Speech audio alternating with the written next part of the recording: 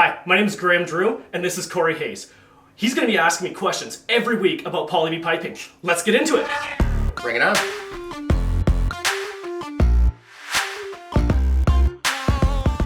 Hi, I'm expert plumber, Graham Drew with Urban Piping. Today I'm going to be answering the question, what size of hot water tank do I need?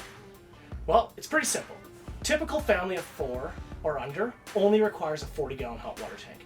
Now, if you have 4 or more, 50 or 60 gallon is really recommended. And for larger families or with in-floor heating, we recommend 75-gallon hot water tanks.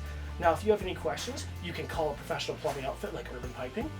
They'll diagnose the situation over the phone and they'll be able to give you the best recommendations. Now, that's who I pick, but hey, that's just me. Hey Graham, thanks for answering this week's question on Poly B. Stay tuned for next week's question or leave us a comment below and we'll create another video answer.